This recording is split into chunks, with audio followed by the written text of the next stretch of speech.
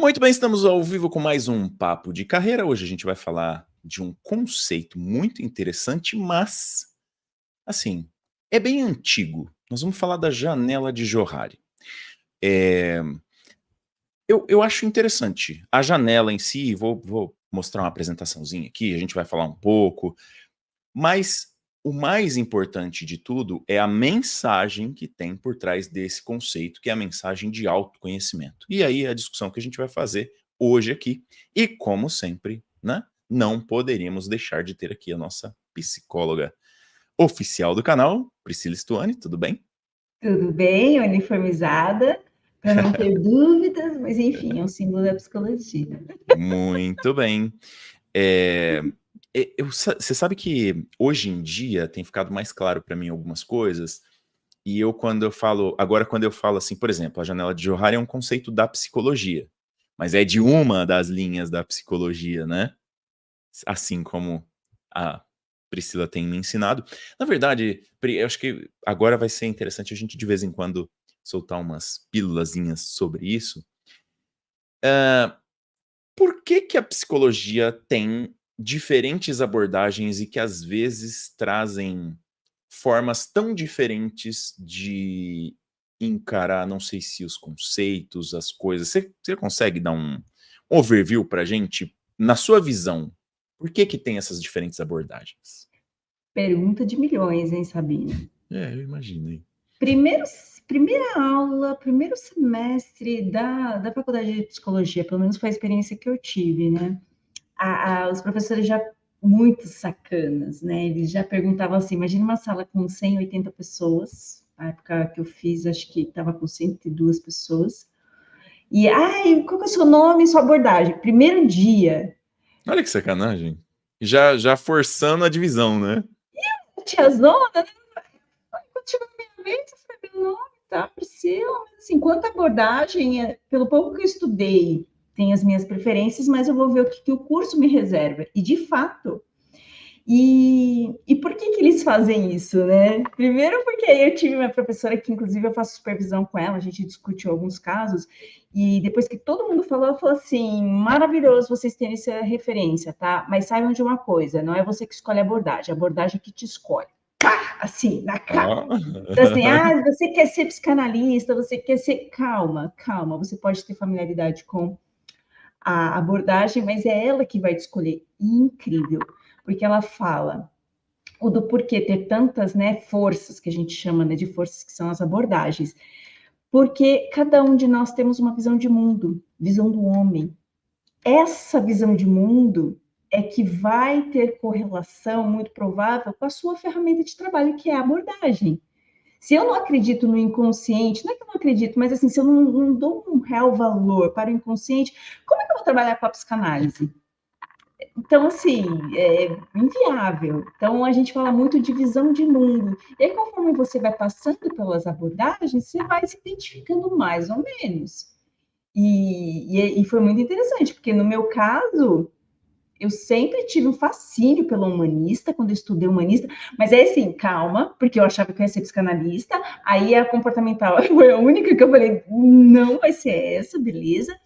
E aí, quando eu entrei no estágio, que eu fui ler sobre a fenomenologia, o primeiro texto lá, eu lembro até hoje, eu estava no metrô, li o primeiro parágrafo, gente, começou a jorrar lágrima, assim. Eu falei, cara, eu fui escolhida, porque eu estava no quinto ano. E aquela angústia de que, meu, e agora? O quanto que eu vou ser escolhida? Era tema de terapia. Porque a gente vai nutrindo algumas coisas. Nossa, isso aqui eu acredito, isso aqui combina comigo, com a forma com que eu vejo o mundo.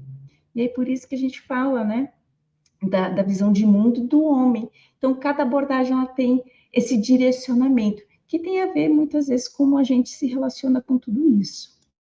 Interessante isso, e inclusive porque provavelmente, né, com pouco que eu conheço, não, nem entrei no primeiro dia da faculdade para saber, mas eu acho que a comportamental seria mais interessante para mim. Aí você Mas vai tudo lá bem. e conhece a sistêmica, né? Não, olha, não é muito imprevisível. Eu tinha um parâmetro com a galera de direito, não, porque eu vou para o penal, eu vou para o X. E aí, quando termina a faculdade, Cara, vai trabalhar onde tem emprego, simples É, assim, mas a é gente verdade. geralmente entra nos cursos com uma idealização muito forte. E na psicologia foi incrível. Então, assim, cada dia era 5 pés no peito, gente. Não é um curso que começa razoável e não, já começa difícil, porque é etapa atrás de etapa para ver se você aguenta o tranco, né? Então, Uhum. recomendo, estudando psicologia. Ó, o nosso amigo Renato tá aí. A fotinho de perfil dele tá um pouco diferente hoje, né? Fala, Renato, tudo bem? O Fernando tá aí também. O Ricardo, a Samantha também. Hoje nós vamos falar então da nossa amiga janela de Johari. Eu já usei esse conceito aqui várias vezes, e aqui vamos só lembrar, né? Por mais que a gente goste aqui de, às vezes, dar umas divagadas, né? O nosso tema aqui é carreira. Então, o importante é como que a gente utiliza esse conceito na carreira, no mundo corporativo, né? E eu acho que tem várias utilizações. Eu vou trazer aqui, ó, eu fiz uma apresentaçãozinha. Na verdade, não fui eu que fiz, tá? Foi a inteligência artificial, mas se fui eu que fiz o prompt, então fui eu que fiz e tá tudo certo, né? A ideia é mais ou menos assim, ó, a gente vai imaginar uma janela mesmo, né? E essa janela, ela tem 4 quadrantes. O que é a janela em si? Eu vou tentar não trazer tanto o conceito da psicologia, eu vou tentar trazer como uma ferramenta de uso corporativo, tá? No dia a dia. Então a gente tem os 4 quadrantes e a ideia é a gente conseguir se conhecer melhor, tá?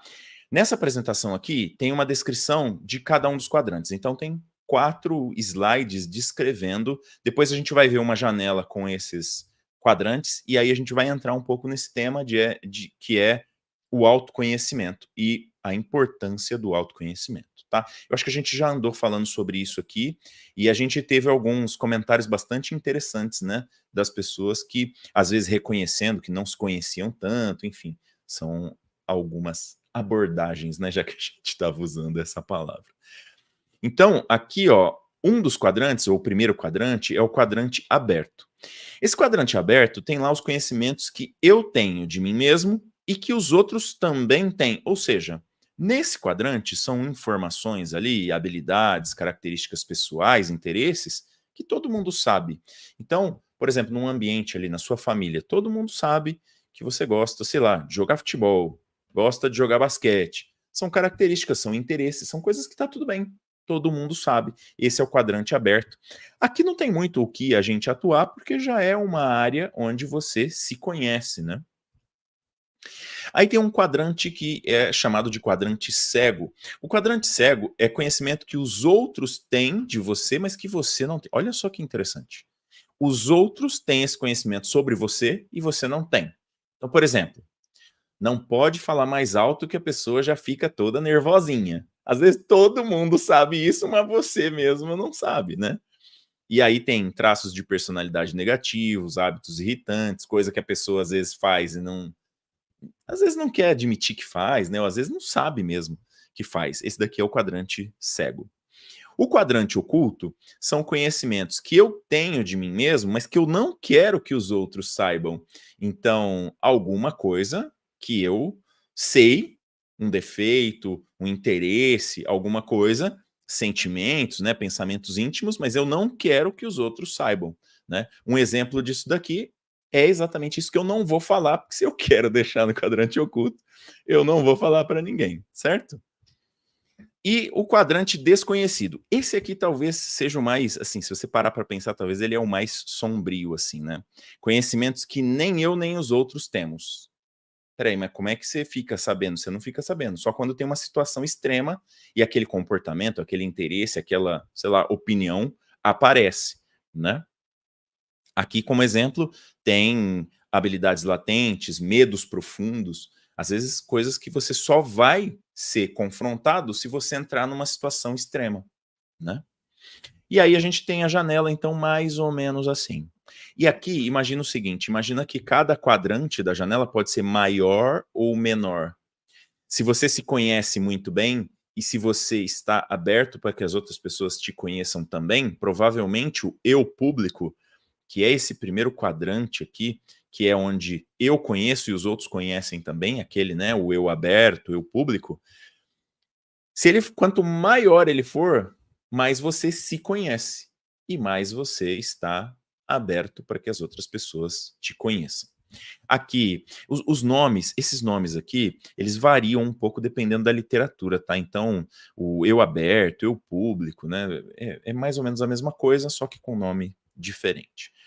O eu secreto é aquele que eu conheço e os outros não conhecem. Então, é o que eu guardo, o que eu escondo dos outros, né?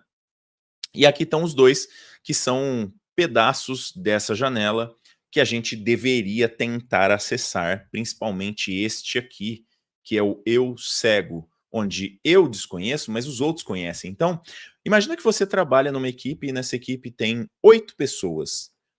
Essas 8 pessoas têm uma opinião de que você é muito estressadinho. E você não acha, ou não sabe, ou faz de conta que não. Então, a ideia é que, como é que você vai fazer, e é aí que começa o nosso papo, né? Como é que você vai saber que você é estressadinho ou que não, enfim? Como é que a gente vai Oi, fazer? Sabine, Oi. eu boto a culpa no signo. E vocês? Como é que é? Eu boto a culpa no signo. A gente já falou sobre esse negócio de signo aqui, Ah, hein? mas é Vai ter universal, gente, tá vendo? vai ter Encaixa gente que no contexto. vai ter gente que vai ficar bravo com você. Não, mas gente, ó, eu particularmente não acredito nessa história, mas essa historinha, já me compliquei também. Não acredito nessa historinha, mas não tenho nada contra quem acredita também. Só que não dá pra, né? Assim, ó, eu lembrei agora que a gente tá com um backlog aqui pra fazer, que é. Eu lembrei o nome do conceito, Pri, é Big Five. Você já deve ter ouvido aí. Eu acho que é um negócio meio antigo também. Agora eu tô na dúvida. Eu não sei se é antigo ou se é muito novo. Eu não lembro. Mas assim, são traços de personalidade, é uma forma de medir os traços de personalidade, e teoricamente são 5, e as pessoas vão ser classificadas ali nesses 5. Depois eu vou trazer um materialzinho pra gente ver isso. E é engraçado porque, assim, quando você pega o signo, né, ou características do zodíaco, você vai pegar mais ou menos a mesma coisa. Você tem ali as personalidades, foram distribuídas talvez aleatoriamente ou com alguma, sei lá, de algum jeito. Então vai bater para algumas pessoas, com certeza vai bater, porque você pega milhares de pessoas que são de um signo X, algumas vão se identificar, outras não. Mas o que tem lá são características de personalidade, né? E se a gente for olhar, essas características elas se repetem um pouco mesmo, né? Às vezes a gente vê assim, pô, fulano é igualzinho ciclano, né?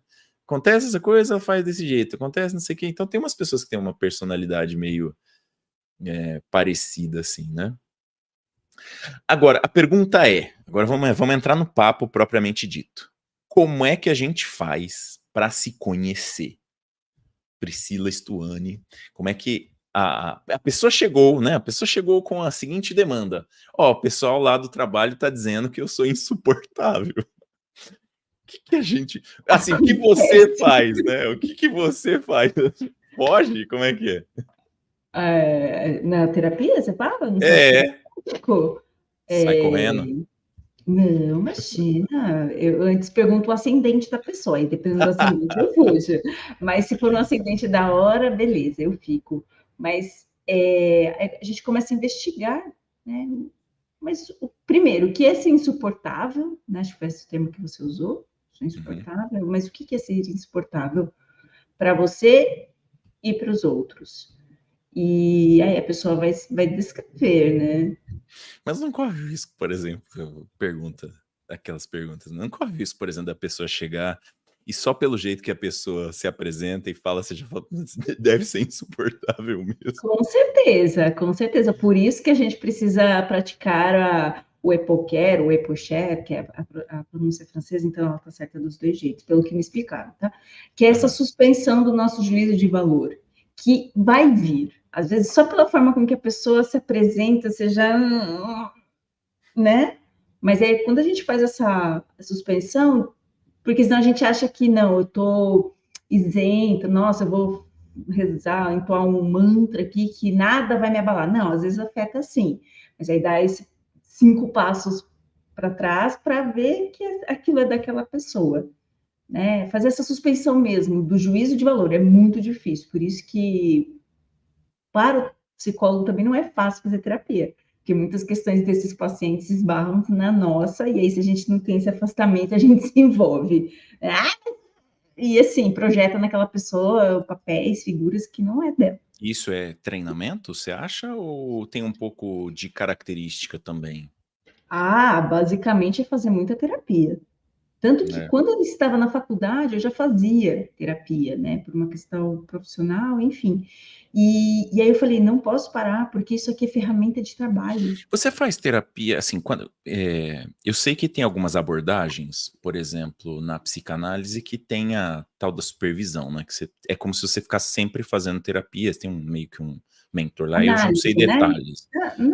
Não, supervisão. É Não, é de é todas as abordagens. é, Sim. enfim, mas a pergunta é, quando você faz esta supervisão, essa terapia com a outra pessoa para, né, você faz com outra pessoa que tem a mesma abordagem que você? É tipo um Sim, clubinho, assim, você sim, não com se certeza. mistura com as outras abordagens, é isso? Não, imagina, senão a gente não dá conta, não vai trabalhar, porque vai ter que ficar estudando, porque, por exemplo, a psicanálise tem um dialeto, a própria psicologia comportamental, então eles usam termos para explicar coisas extremamente complexas, sabe? Então, se eu não sei aquele termo, gente, é impossível, isso é Os muito termos, difícil. às vezes não, os termos então são diferentes também dentro das abordagens.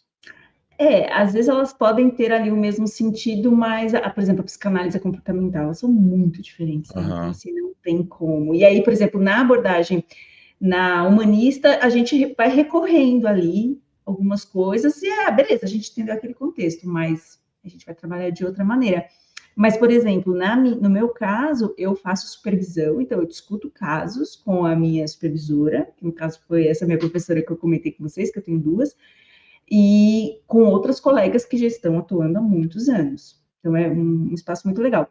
Na minha terapia, eu vou falar sobre como casos ou falas me afetam e batem com a minha história. Então, Entendi. são coisas totalmente diferentes. Tá, Na supervisão é manejo clínico, na terapia é como isso me afeta, como eu estou lidando tá. com isso. Entendi. Ó, o Fernando disse o seguinte: eu tenho dificuldade de me definir, ou seja, falar sobre minhas características. Eu me lembro que assim, o Fernando participou durante um tempo aí do meu grupo de mentoria lá, e acho que a gente entrou um pouco nesse assunto. E assim, tem algumas coisas que a gente pode supor aí, né, quando a pessoa tem essa dificuldade de se definir. Uma delas é que a pessoa talvez não se conheça tão bem. Mas, assim, eu levanto uma hipótese também da pessoa se conhecer muito bem e não querer, talvez, aqui voltando para a janela, né, seria dizer o seguinte: às vezes a pessoa está querendo manter algumas coisas aqui no eu secreto, né? Então, eu, assim, por exemplo, a pessoa pensa assim: não, eu me conheço, eu sei que neste caso eu faria isso, mas eu não quero que as outras pessoas saibam. Então, ela quer manter alguma coisa ali no eu secreto. Ou a outra, me parece que a outra questão seria se as coisas estão aqui no eu cego. Então é assim, por que você não consegue se definir? Porque você não se conhece. As outras pessoas conhecem você, mas você não se conhece. Ou pior ainda, tá aqui no eu desconhecido. Ninguém sabe como é que você se comporta numa situação de pressão, por exemplo. Você tem que ter passado por uma situação de pressão para saber. Ou, às vezes, você vai passar por uma situação de pressão, acha que está muito bem, passou muito bem pela situação, e as pessoas estão do lado lá e falam assim: ó, você estava surtando, não passou bem nada, não. Como é que a gente. Como é que seria essa abordagem aí, Pri? Exatamente dessa característica que o Fernando está falando, assim, ó. A pessoa chegou para você e falou assim: eu tenho dificuldade de me definir, falar sobre as minhas características. Quais são as hipóteses aí que a gente poderia pensar para que isso aconteça? Ou se isso é normal também, você vai dizer assim: não, todo mundo é assim, não sei. Olha, se é normal ou não, eu não sei, mas eu tenho reparado que eu atendo públicos masculino e feminino, de idades variadas, e eu percebo ali, inclusive homens, porque existe também um espectro não, o homem é mais fechado. Gente, às vezes eu atendo rapazes que assim, 50 minutos, 1 hora falando direto, assim, então tem muita articulação, mas muito provavelmente por questões até de necessidade, de ter feito esse movimento de se conhecer, porque teve muito prejuízo ao longo de carreira, relacionamentos e tudo mais. Mas, por exemplo, eu atendo uma moça que ela tem muita dificuldade quando eu faço algumas perguntas para ela, muito simples, né? Olha, descreva um dia feliz para você. O que é um dia feliz no trabalho para você? E ela assim, ó, ela entra em bug, assim. E aí eu percebi que nesses casos a gente precisa ter algum recurso. E no caso que eu aplico com ela, é atividades. Então, eu peço para ela escrever, eu peço para ela desenhar. E aqui não entra o julgamento, tem que desenhar a Mona Lisa. Não, é ela tentar extrair aquilo que está lá dentro dela, que ela não consegue verbalizar. Talvez, Fernando, para você, a ferramenta de falar não seja a que mais te estimula. Não sei se você já pensou assim em responder perguntas que, vamos combinar, não é um negócio que a gente faz assim aleatoriamente. Nossa, hoje eu tô acordei de bom humor, deixa eu aqui me conhecer um pouquinho melhor. A gente não faz se a gente não é estimulado. Então, se você puder, amanhã ou nos próximos dias que você tiver um momento de mais tranquilidade, pega um papel, uma caneta, né? A gente já trabalha o dia inteiro no computador, tenta dar uma pausa e descrever. A gente pode fazer aqui algumas perguntas, né? Descreva um dia feliz, descreva uma situação que te deixa desconfortável no trabalho, aí pode trazer para o contexto pessoal também. É, que estilo de música você gosta? Às vezes a gente nem isso sabe. A gente sabe, eu gosto de rock, mas por quê? Não, porque tem uma memória afetiva. Eu lembro da época que a minha avó cozinhava, enquanto a gente ouvia essa música no domingo. E aí a gente começa a fazer esse trabalho de investigação, porque até mesmo o próprio funcionamento cerebral que a gente tem, muitas vezes a gente é diretivo. Talvez para o Fernando fazer outras atividades assim de raciocínio lógico, ele faz no piscar de olho, processamento muito rápido. Mas quando é para inverter o olhar para o interno, se não tiver uma ferramenta adequada, ali no sentido de ter mais a ver com ele, vai ficar mais difícil mesmo. E essas perguntas a gente não faz por fazer, se a gente não tem esse estímulo, né? Uhum. Ele está dizendo que, ó, essa história de escrever pode ser uma boa. Mas eu gostei da ideia da gente tentar buscar um pouco, porque assim, primeiro, a gente está falando aqui, mas talvez o Fernando tenha alguma hipótese. Por quê, né, Fernando? Você tem alguma hipótese? Então coloca no chat aí para a gente também acompanhando com você. E para quem está acompanhando a gente também, coloca aí, vamos fazer uma sessãozinha aqui virtual, né, para a gente ver se a gente chega a conclusões. Vamos partir desse ponto aí, assim, se vocês, né, quem tá vendo aí, colocar aí no chat, se você também acha que tem dificuldade em se descrever ou não. Assim, eu diria que o que eu acho, né, porque é sempre percepção. Eu acho que eu consigo me descrever bem, eu consigo saber, inclusive, os pontos negativos. Alguns eu quero manter no eu secreto, então eu não quero sair por aí falando de pontos negativos, mas alguns eu fui aprendendo ao longo do tempo. E eu acho que, para mim, uma virada de chave foi ter trabalhado numa grande empresa e ter tido aqueles feedbacks recorrentes, que a gente não quer, a gente não gosta, são incômodos, mas eles te ensinam a você ouvir alguém falando de você coisas que você não concorda e, às vezes, ter que engolir seco e pensar, não, realmente eu acho que eu faço isso, ou eu sou desse jeito, ou eu realmente tive essa atitude, né? E eu acho que isso fez diferença para mim. Então esse exercício de você receber o feedback. Agora, assim, mais recentemente, então depois que eu saí, né, dessa grande empresa que eu trabalhava e comecei a ser empreendedor e comecei a trabalhar mais com a parte de ser professor, aí eu acho que foi uma outra escola, foi ter contato com alunos, contato com pessoas diferentes, ideias diferentes e ter que começar a passar um pouco de feedback também para minha equipe hoje, né, que é a equipe que trabalha comigo, tentar trazer feedback, ver as pessoas diferentes trabalhando, conversando e às vezes não conseguindo ver que estão fazendo umas coisas ali que seria muito mais fácil fazer de outro jeito, seria mais fácil conversar com a pessoa de uma outra forma, e a pessoa começa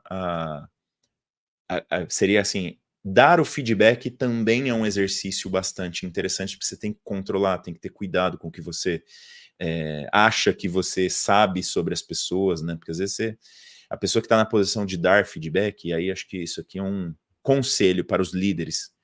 A pessoa que está na posição de dar feedback, às vezes ela acha que ela sabe tudo, né? Que o feedback que ela vai dar é um ouro que vai entregar ali para o seu colaborador e tal, e provavelmente é uma tentativa, porque deve ter muita coisa errada na avaliação desse líder, né? Então o líder tem que saber que ele vai errar na avaliação também. Não é porque ele acha que a pessoa é reativa que a pessoa é reativa. Às vezes, né, foi uma situação, enfim. Então acho que a gente tem que tomar cuidado com essas coisas todas. O Renato disse assim, ó, no universo corporativo, como desvendar as janelas? Eu cego e eu desconhecido, como usar ao nosso favor? Ó, eu acho assim, o eu cego, ele entra muito no corporativo, tá? Ele entra muito nessa história do feedback. Empresas grandes costumam ter isso de forma sistemática e de forma organizada. Empresas menores é a briga do dia a dia, que é o feedback, né? Na hora... Porque assim, o feedback vem quando dá problema, não é? Mais ou menos por aí. Então eu acho que explorar isso do feedback. Aí eu queria aproveitar, Pri, para você falar um pouco para a gente aqui, assim, sobre feedback corporativo especificamente. Você tem dicas, assim, principalmente para o líder e para a pessoa, tirando a visão pessoal, né? Sabino. Não tira. Então, vamos lá. Vamos, sim. Na verdade, você pode falar o que você quiser, Pri, tá aberto aqui. Vamos lá, se quiser, né? Não, já Nesse negócio de feedback queimou. tá tudo errado também. Vamos lá. Não, eu já queimei o meu cartucho falando de si, né, gente? É que é uma piadinha, não tem como. Eu perco a live, mas não perco. Eu perco os convites, os próximos, mas não perco a piada, né?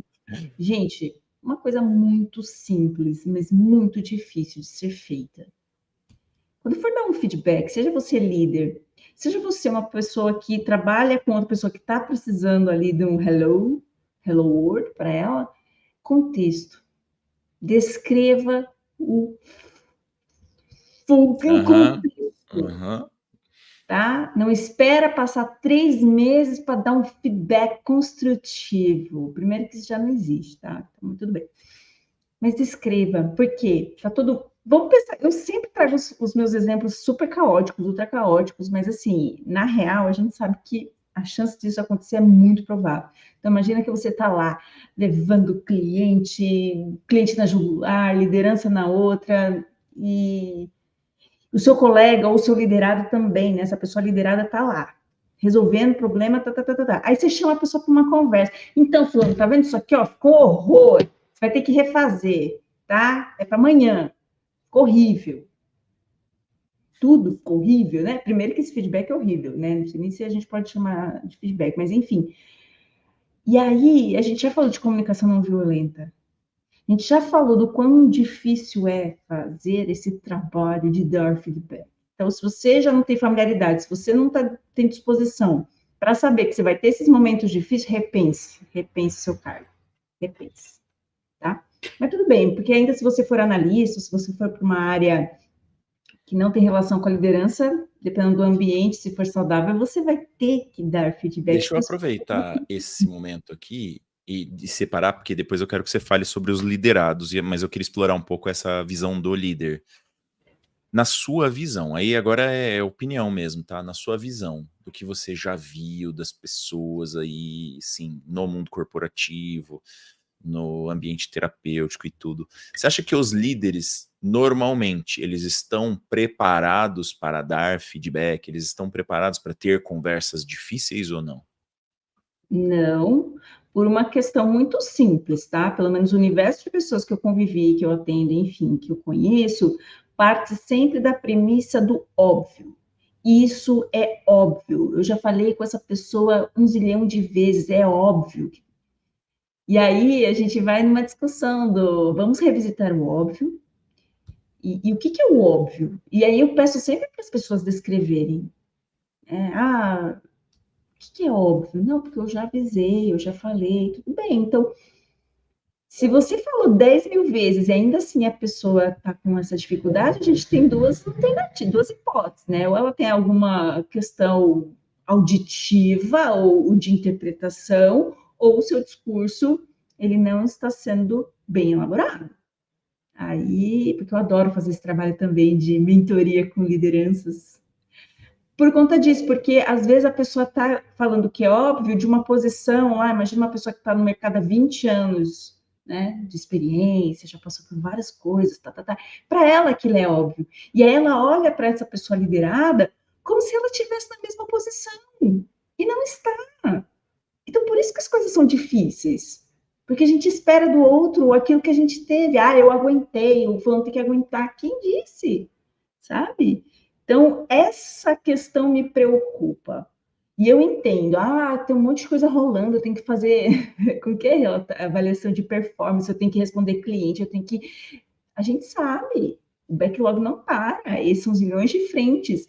Mas se a gente não tiver um tempo de qualidade para conversar com as pessoas que fazem parte da nossa equipe, a gente está dando aí um tiro no pé, porque a gente só vai gerar afastamento. Aquela pessoa vai o que vai chegar para ela? O uísque sachê. Nossa, tudo que eu faço não dá certo. Nossa, nada do que eu faço está bacana. Será que tudo que está tão bom ou tudo está tão ruim? Então, por isso que eu falo do contexto. Qual foi o contexto? Né? Olha, eu sei que aqui a gente estava fazendo 3 projetos simultâneos ao mesmo tempo que o prazo estava estourando, mas isso aqui ficou ruim. Essa parte a gente precisa tomar cuidado. Se você está com dificuldade, lembre-se de pedir a mão, né? E outra coisa, né? Liderança e peça ajuda. Às vezes as pessoas pedem ajuda no dia a dia, só leva tapão, do tipo, tá todo mundo aqui ocupado. Vai pedir ajuda para quem? Mas na hora do feedback você não pediu ajuda. E parece que esquece o circo pegando fogo, sabe? Então, assim, contexto, gente. E cuidem desse ambiente para as pessoas se sentirem à vontade de se exporem. Se o ambiente é hostil, nós trabalhamos o feedback. Tá tudo bem, Fulano? Tá. E por dentro a gente sabe que não tá. Os Mas como é que a ambientes não gente, permitem. assim, tem uma coisa que eu acho curiosa, que é assim, empresas médias e grandes, normalmente o ambiente é mais para hostil, médias e grandes. Empresas pequenas varia, depende muito da liderança, né? Depende muito do dono da empresa. Mas, assim, na maioria das vezes acaba sendo um ambiente um pouco assim de pressão. Por quê? Porque a pequena empresa está sempre correndo atrás do faturamento, está sempre correndo atrás da grana para conseguir pagar todo mundo. Então a liderança, né, o dono, os principais, sei lá, se são sócios ou se são os principais parceiros comerciais ali, eles estão sempre pressionados nas pequenas empresas. Então, no final das contas, provavelmente quase todas as empresas têm um ambiente um pouco mais de pressão. Aí, vou tentar fazer um contraponto aqui. Dependendo do setor, às vezes o ambiente é mais tranquilo. Por exemplo, eu vejo que empresas grandes do setor de educação, algumas vezes conseguem ter um ambiente ainda com uma pressão um pouco menor. Parece que no ambiente educativo ali é menor. Tudo bem que eu, na minha carreira, né, a minha visão, eu estou comparando uma escola com um banco. Não é muito fair essa comparação, né? Porque o banco sempre tem um ambiente, uma competição extrema, né? É um ambiente de extrema pressão. Mas acho que tem um pouco a ver com o negócio da empresa também. Agora, este ambiente de pressão faz com que as pessoas comecem a mostrar aquilo que elas têm de pior, né? É um pouco, assim, não tem muito jeito. Você está sob pressão. Alguém está falando que seu trabalho está ruim. Alguém está falando que você tem que dar resultado. Alguém não sei o quê. Você começa a ativar o seu luta ou fuga, né?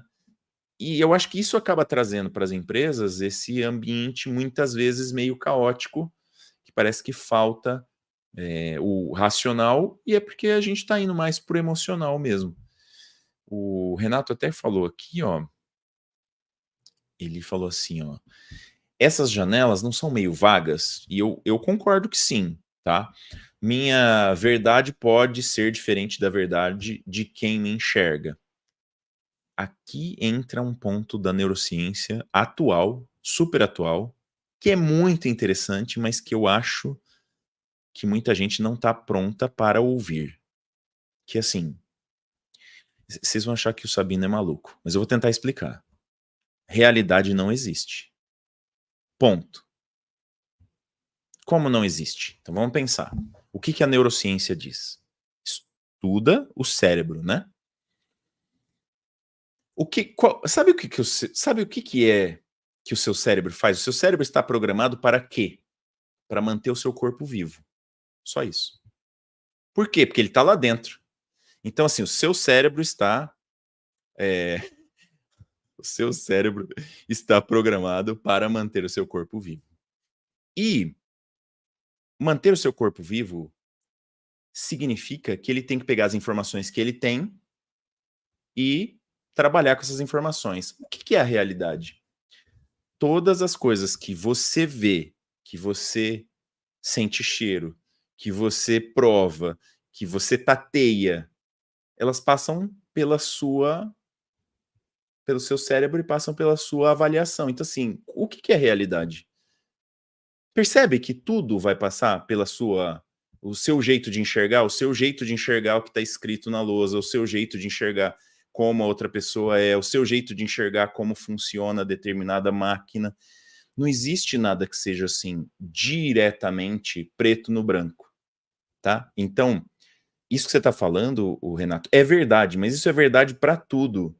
Então, quando a gente fala, por exemplo, eu sou um líder, aí eu falo assim, ó, a pessoa não está performando. Ela não está performando, na minha visão, de acordo com os meus parâmetros, de acordo com as minhas regras, de acordo com a minha avaliação. Sempre vai ser assim.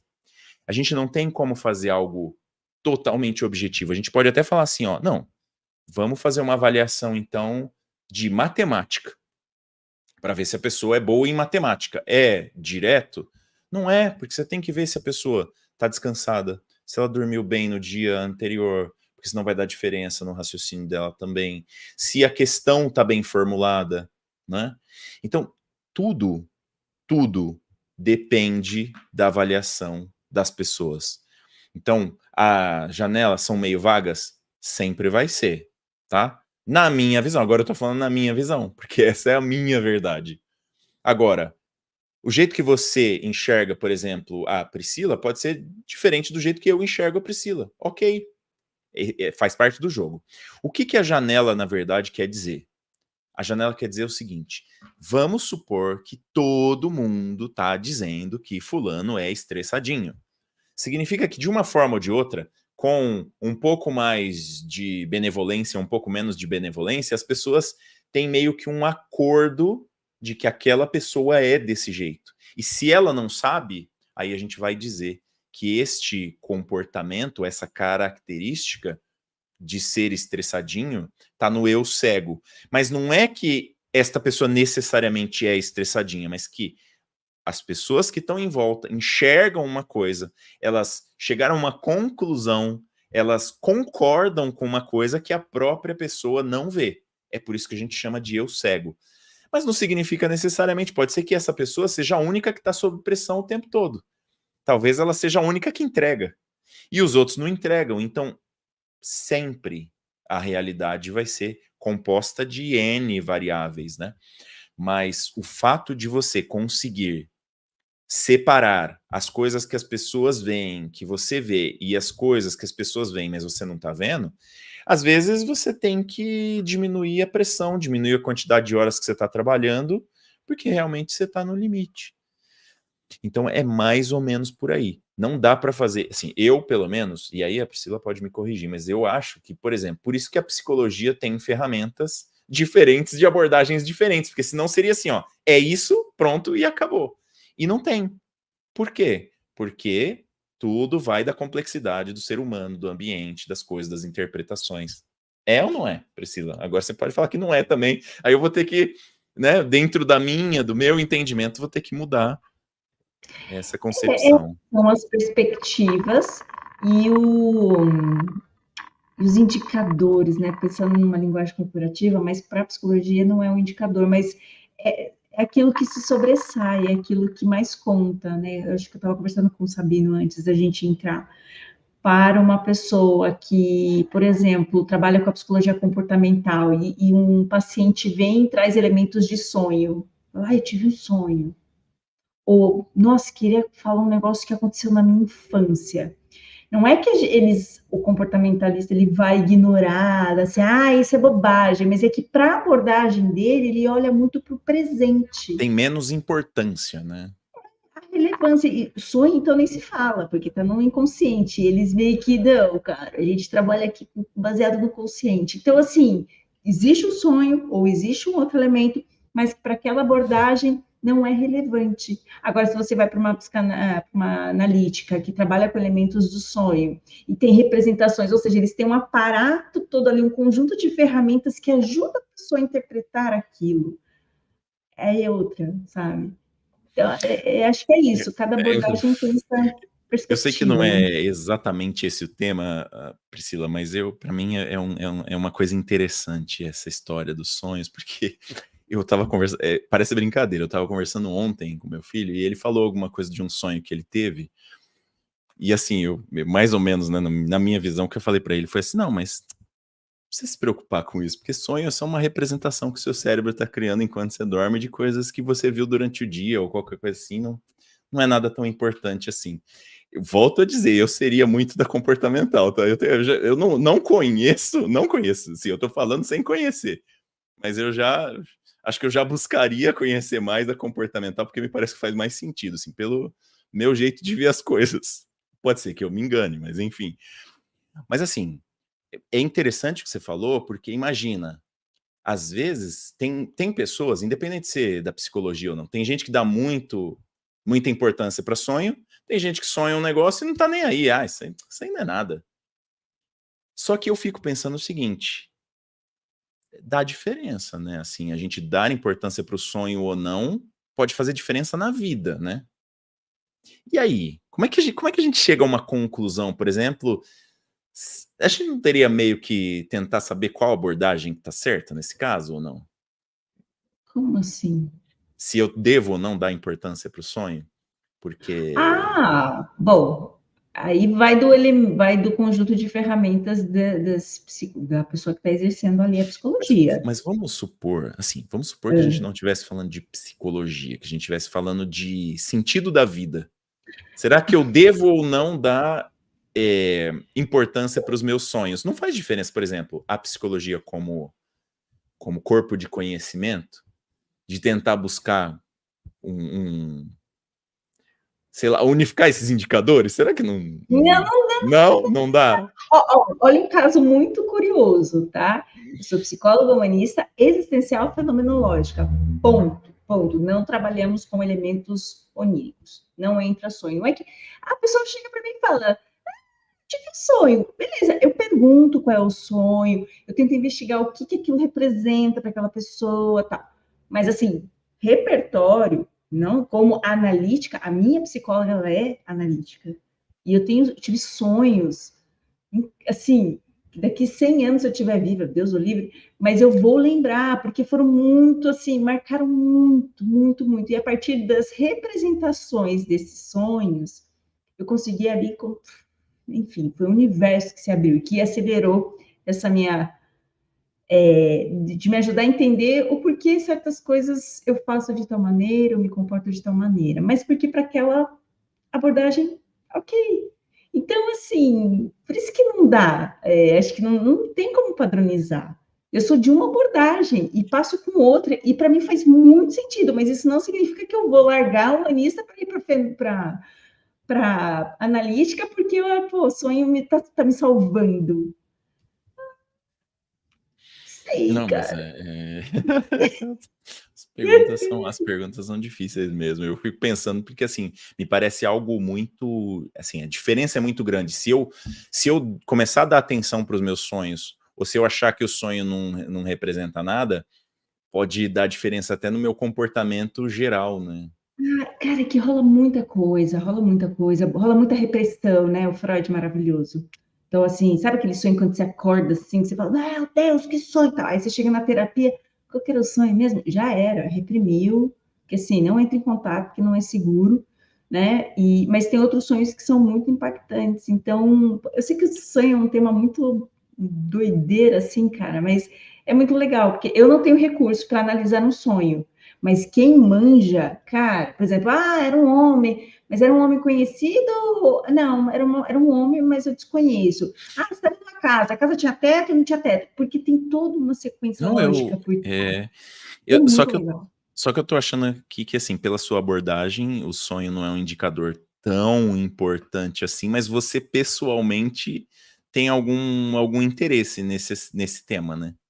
Ou não? Porque, é, porque assim, na humanista, a gente, por exemplo, uma pessoa comete um ato falho, né? O ato falho, ela vem da psicanálise. Ai, não, da psicanálise, eu não sou da psicanálise, eu não vou usar. Não, eu vou pegar esse gancho para tentar entender o que a pessoa está querendo, sabe, trazer e não trouxe, né? Porque o ato falho, para a psicanálise, tem um sentido. Nesse caso, Então, só para ver se eu entendi o exemplo, o ato falho é, por exemplo, você trocar o nome de uma pessoa, pode ser única e exclusivamente porque você cometeu um ato falho, mas a análise desse ato falho seria, peraí, por que que você chamou esta pessoa exatamente deste nome, né? ou usou uma palavra totalmente inadequada, sabe? Nossa, quando eu trabalho nessa empresa, eu estou muito infeliz. E eu estou achando que eu falei feliz.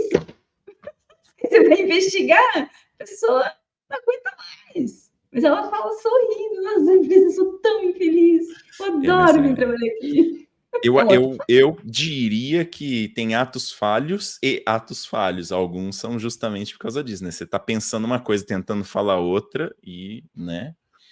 Vamos dar uma passadinha aqui, que tem umas coisinhas aqui no chat. Eu acabei, né? A gente foi falar de sonho.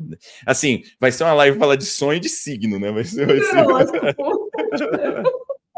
A gente vai precisar trazer algum convidado aqui que saiba falar de signo. Não, é brincadeira. Não vou trazer, não. Porque. Deixa eu ver aqui onde. Eu até me perdi aqui no chat, ó. O Fernando tinha falado lá antes, né? Quando você falou a história de escrever e tal. Ele, assim, chegou à conclusão que talvez seja uma dificuldade de falar mesmo. Então, talvez escrever seja mais fácil. Não tenho essa prática, mas acho que vou começar. Eu teve uma época da minha vida que eu fiz isso, de escrever coisas só para mim mesmo, para eu ler depois e tal. Na época me parece que até fez um certo sentido, mas eu depois não gostei muito dessa prática, não. Eu prefiro falar sozinho. Eu, particularmente, eu acho mais verbalizar é mais rico do que escrever para mim. Então, primeiro que eu escrevo muito mal, minha letra é muito ruim, eu escrevo depois eu mesmo não consigo ler. Esses dias eu ouvi um termo, eu não fui pesquisar para ver, mas eu acho que eu devo ter esse negócio aí. O termo é disgrafia. Grafia. Disgrafia, né? E tá estudando neuro mesmo, hein? Não, eu tô estudando umas coisas interessantes. Eu tangenciei esse termo, eu falei, pô, isso aqui é um negócio que depois eu vou olhar, mas não pesquisei ainda. Mas eu acho que eu tenho isso aí, porque, enfim. Aí o Renato tinha falado das janelas, o Ricardo disse o seguinte, eu acredito que o ambiente precisa ser bem desenvolvido pelas lideranças. Estou de acordo. Os ambientes, mesmo educativos, estão ficando ambientes de pressão. Um exemplo são os professores de instituições particulares. Tem um detalhe aqui, Ricardo, que assim, eu não gosto de falar nome de empresa e eu não vou falar nome de empresa porque, né, mas se as pessoas olharem no meu LinkedIn é meio fácil de saber de qual empresa eu estou falando. Mas eu falei e depois eu pensei, assim, eu dei uma informação meio correta. Por quê? Porque eu sempre fui professor convidado. E o professor convidado, ele não sente a pressão do professor que é titular, né? Eu fui professor convidado em uma universidade, fora do Brasil, inclusive, e assim, você é muito bem tratado. No caso, essa universidade dava muito muito valor para os professores estrangeiros. Então, assim, não dá para comparar com a pessoa que está lá no dia a dia, que é titular de uma disciplina, que tem chefe, né? Realmente, então, eu queria corrigir aqui. Eu acho que eu fiz uma análise, mas foi uma análise muito parcial. E aqui no Brasil também, na instituição grande aqui, brasileira, eu dei aula, inclusive presencial. E essa instituição eu também era professor convidado, então eu não tinha essa pressão de ser professor, de ter chefe, de ter que fazer o plano de aula XYZ 10 vezes igual, né? De fazer o não sei o que. A parte burocrática eu acabava nem fazendo direito, fazia o mínimo, enfim. Eu acho que são formas diferentes. Então, quando você... É aquela história que a gente fala, né? Tudo que vira trabalho acaba sendo meio chato, né? E quando você é, por exemplo, um professor convidado, um instrutor externo, é um pouco melhor, assim. Você tá menos... É como se fosse visita, né? Você é meio visita ali. E eu, ultimamente, tenho sido bem sempre assim, ou eu sou professor convidado, ou eu sou instrutor externo, eu não tô dentro da estrutura ali de chefia, né, das organizações. Sou muito consultor e tal, então acho que eu não sinto pressão por causa disso. E aí eu tô comparando com uma época que eu era funcionário CLT de uma instituição bancária, e eu acho que eu tô comparando, na verdade, formas diferentes de vínculo empregatício. Deve ser isso, né? Cheguei aqui pelo VGA. Eu acho que eu... VBA, depois ele corrigiu Ah, embaixo. tá bom. Beleza. Procuro automação para Google Chrome, mas o que gosto mesmo é do assunto da live. Que interessante, João. Você sabe que durante muito tempo eu não quis misturar esses dois assuntos. Eu tenho um outro canal, chama Roberto Sabino, que eu falo mais de gestão, mais desses assuntos aqui corporativos. E depois eu falei, quer saber de uma coisa? Vamos misturar, vamos juntar, vamos trazer esse papo aqui para o Office Resolve também. E eu acho que aqui ele corrigiu aqui embaixo, né, o João. E eu acho que sim, tá dando mais ou menos certo, né? A gente tem algumas pessoas que não gostam mesmo da misturada, né? Mas eu acho que tá funcionando mais ou menos. Depois a gente ajusta e aproveitando o seu comentário, João, a gente tá para lançar, tá demorando um pouquinho, mas a gente tá para lançar um negócio mais técnico aqui, que tem a ver com VBA, aqui no Office Resolve, que vai ser muito legal, mas vai ser muito legal mesmo. Cenas dos próximos capítulos, talvez live, quem sabe, vai ter umas coisas bacanas. Mesmo nas instituições particulares, os professores são pressionados pelos coordenadores e indiretamente com alunos. Na área industrial, isso já realmente muito disseminado. Eu tô chegando à conclusão que eu fiz uma análise muito parcial aqui, né? A janela de Johari tive a oportunidade de utilizar e acredito que pode servir também para o autoconhecimento. Na verdade, Ricardo, na minha interpretação, a janela de Johari é fundamentalmente para te ajudar com o autoconhecimento, tá? E como é que a gente utilizaria, né? Acho que uma pergunta pode ser, como é que a gente utilizaria a janela de Johari para fazer o autoconhecimento? Não só para tentar identificar, você mesmo pode tentar identificar quais são as coisas que estão no eu público e no eu secreto. Você vai precisar da ajuda de alguém, ou de algum questionário, ou de alguma dinâmica para você tentar entrar no eu secreto, ou melhor, no eu cego, né? Que é esse onde as pessoas sabem alguma coisa e você não sabe. Então tem, por exemplo, tem uma dinâmica que eu fiz uma vez. Eu era bem mais novo, era um ambiente mais assim, mais ambiente de escola do que corporativo. Mas assim, você prendia uma folha de papel nas costas, e na folha de papel aqui em cima estava escrito assim: eu acho que você é muito... E aí cada pessoa vinha, por que tá nas costas? Para você não ver quem está escrevendo, né? E aí a pessoa vem e escreve alguma coisa. Você vai lá, escreve, e as pessoas, né, ficam zanzando numa sala e escrevendo na folha que está nas costas da pessoa. Aí depois passou esse tempo de escrever, senta lá, tira a folha e lê. Então, é um jeito de você saber coisas que as pessoas acham de você, mas que você não sabia. Isso vai te ajudar a entrar um pouquinho aqui no eu cego. Mas isso, Pri, pode causar também um grande desconforto, né? Você tomar consciência de coisas que as pessoas acham de você. Eu sei que a gente tem uma ferramenta aí, a gente trabalhou numa, vou sempre falar assim, numa mesma empresa aí, e as pessoas avaliavam a gente, né, o resultado do nosso trabalho, né, achei esse negócio aqui, esse curso aqui bom, etc, não gostei, achei muito legal, achei que isso aqui não tem nada a ver, tem algumas pessoas de vez em quando que aparecem, não, achei isso uma merda, né, tem de tudo. Mas você acaba se acostumando a ser avaliado mais do que a pessoa que tá ali no dia a dia e que não tem ninguém avaliando, a não ser a família enchendo as paciência, né. E vai lá. Então, você quer concluir? Não, eu queria que você falasse um pouco de como que a gente pode utilizar isso, né, esse treinamento ou forçar isso no dia a dia, enfim. É, não é fácil, né, quando a gente é avaliado pelo famigerado NPS. Acho que se eu estava feliz e quisesse ficar péssima, era olhar o meu NPS. E aí depois eu tive a ajuda de uma pessoa lá da empresa, que aquilo realmente me afetava demais, demais. Talvez porque o meu ego, né, imagina o que eu fiz é lindo e maravilhoso. Mas às vezes uma crítica ali era, se era numa segunda-feira, a próxima segunda-feira eu ainda tá pensando naquilo, né? E aí essa pessoa, ela fez um exercício muito bacana, ela sentou assim do meu lado, vamos olhar, porque ela viu como eu ficava, né? E aí, óbvio, depois eu fui trabalhando na terapia, né? Porque como assim? Estou falando mal do meu trabalho. E eu não conseguia separar, eu levava realmente tudo para o pessoal. E na época, o exercício foi: olha, isso aqui é conteúdo pessoal. Por exemplo, a roupa da instrutora, sabe? Roupa, a voz da instrutora.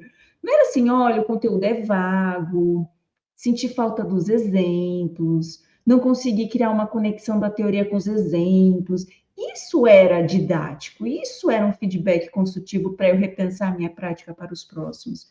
Mas antes, por exemplo, a roupa da instrutora, o cabelo da instrutora, gente, aquilo acabava comigo. E aí o exercício foi, cara, isso aqui vai melhorar? Talvez um aspecto estético, mas assim, relevante. E aí começar a separar. Porque, opa, deixa isso aqui do ladinho que eu vou olhar, e aí revisitar lá aquele determinado conteúdo para ver se realmente, porque às vezes na hora fazia muito sentido, mas você começa a perceber que várias pessoas estão falando a mesma coisa. Ah, as atividades não têm conexão com o tema.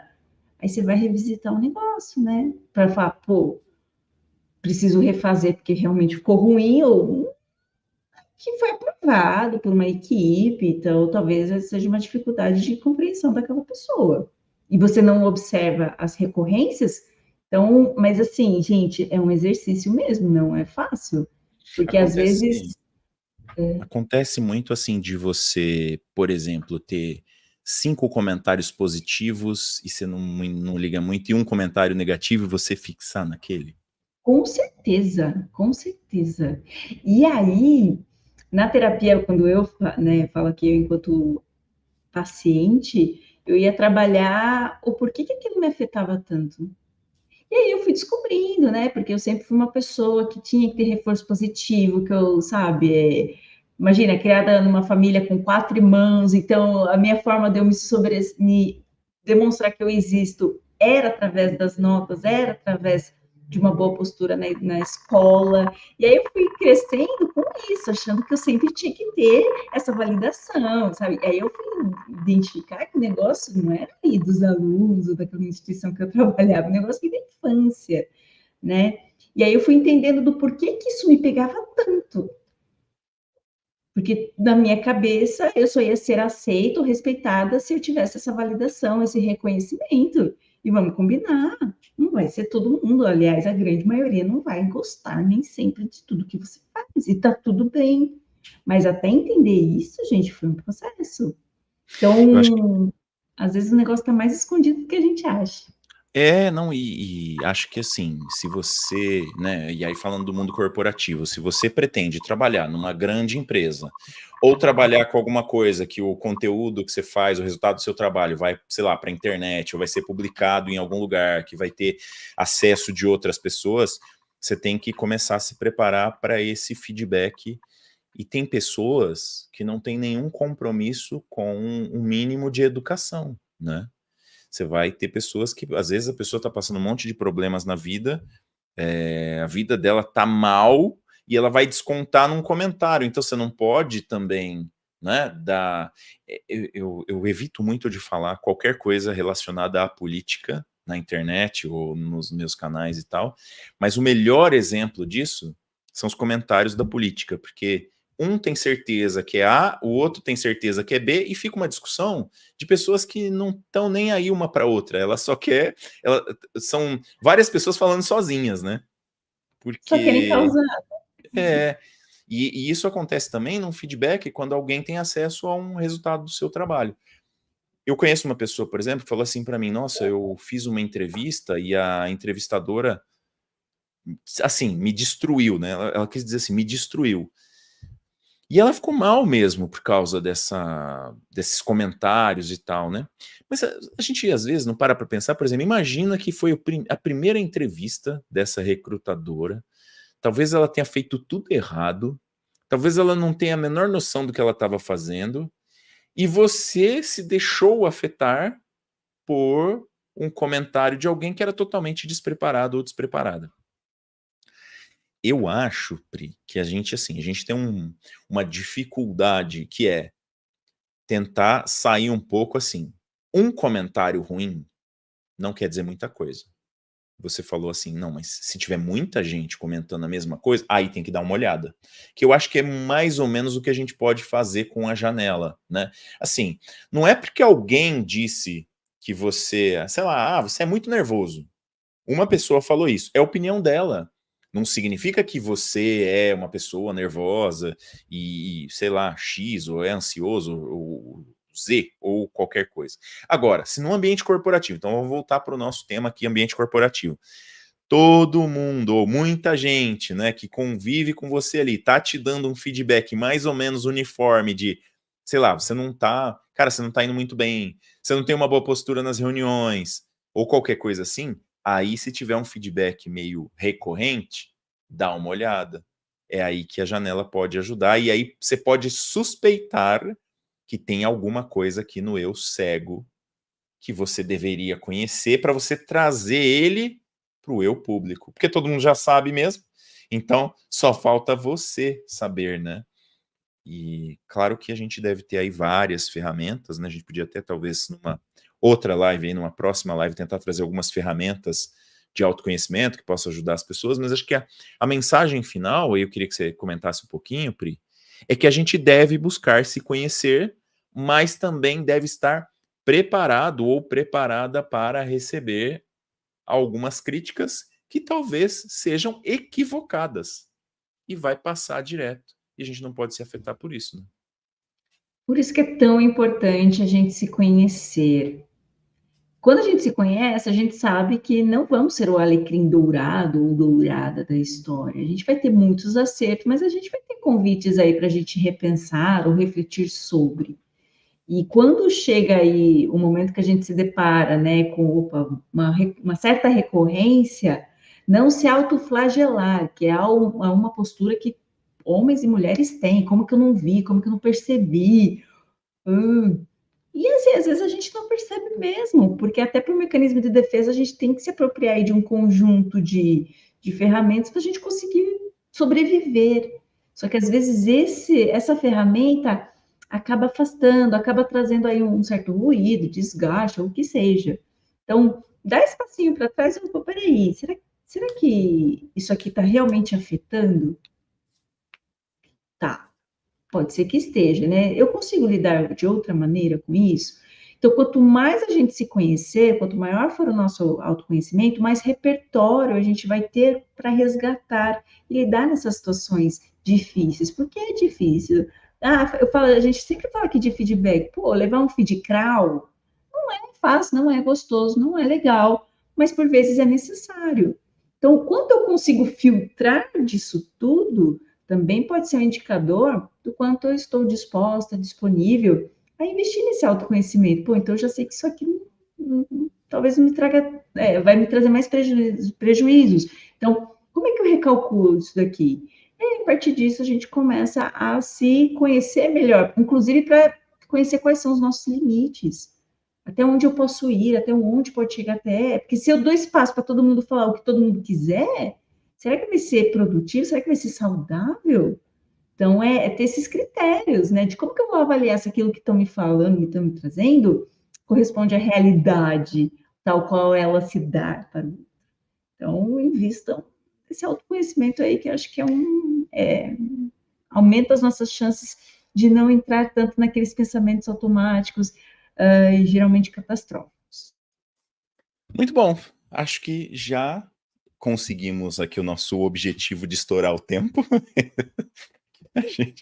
A gente tem um indicador aqui, né, de estouro de tempo e estamos quase sempre estourando tempo, mas acho que conseguimos entregar pelo menos a nossa fuga do tema hoje foi pequena. Falamos um pouquinho de signo, um pouquinho de sonhos, mas falamos bastante da janela e dos itens que a gente se propôs aqui, que também é importante. Começamos a nossa semana aqui com bom humor. Acho que o tema é interessante, né? Embora acho que se a gente for pensar em abordagens da psicologia, né, vai ter outras ferramentas de cada abordagem que podem ser usadas com o mesmo propósito, né, de autoconhecimento e de conseguir trazer aí melhoras para a gente no dia a dia, e talvez até um pouco mais de autoconfiança, né, quando a gente se conhece melhor.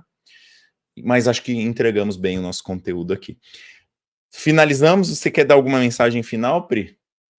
Não? Fechou? Acabou? Ó, semana que vem a gente vai ter live de novo, mas ainda não fechamos o tema. Esse é acho que é um feedback que ninguém deu e que a gente teria que receber, né? Ô, vocês precisam começar a ter o próximo, né? O próximo tema definido. A gente vai chegar lá. Um dia a gente chega lá.